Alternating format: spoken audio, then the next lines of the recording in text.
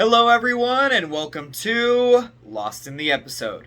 Today I'm very excited to talk about a series that has completely gone under the radar and I felt like it needed some attention. That series is HBO Max's The Other Two, a comedy series already in its second season that is much in the same vein as Broad City. So, let's talk about it.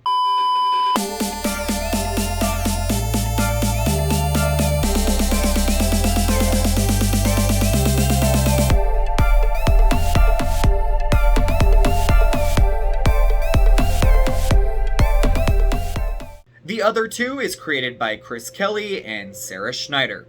It stars Helene York, Drew Tarver, Case Walker, Ken Marino, and Molly Shannon.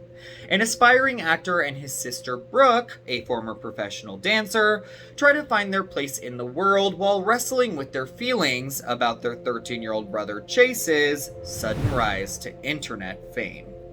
So this is going to be a very broad review covering all of the episodes of Season 1 and those that have been released on HBO Max of Season 2.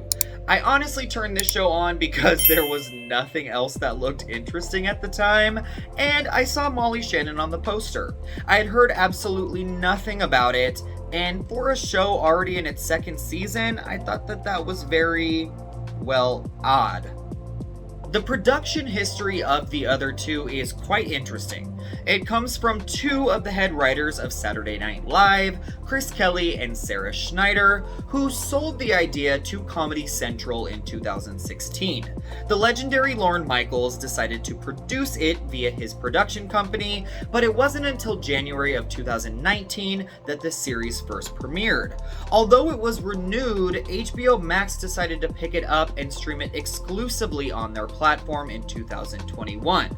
And then more than 2 years after its series premiere on August 26th, we got the first episode of Season 2. I think Comedy Central was very brave in picking up this series because even though it definitely mirrors many of Broad City's overall story arcs and humor, we are following two 20-something New Yorkers trying to get their lives together. But whereas Broad City paved the way for showing two badass women smoking weed and being just as ratchet and as beautifully and realistically complicated as all human beings can be, this show does that, but also adds fame, social media, and very frank depictions of straight and gay sex into the mix.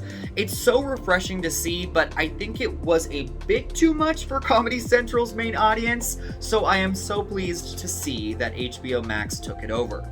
The series follows the gay brother, who is a struggling actor in New York, whose only credit to his name is playing a character named Man Who Smells Fart in a commercial, and his sister, who was a professional dancer but messed up her foot and was never able to dance again, is now squatting in abandoned flats and trying to find her purpose.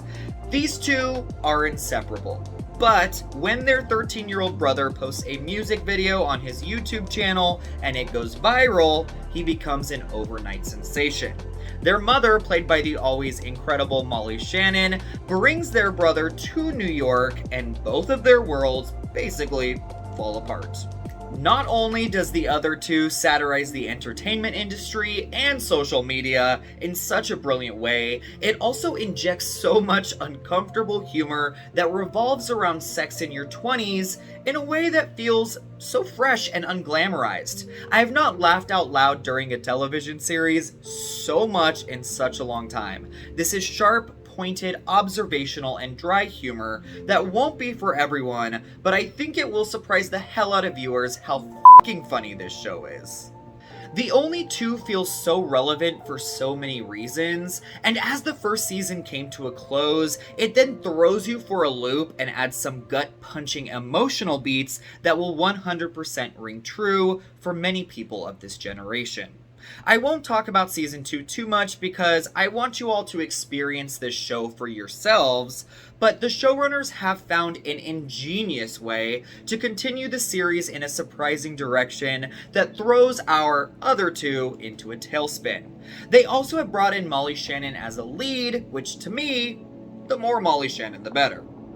And this is her best role in ages that is able to incorporate her quirky humor, but also her underutilized dramatic chops as well.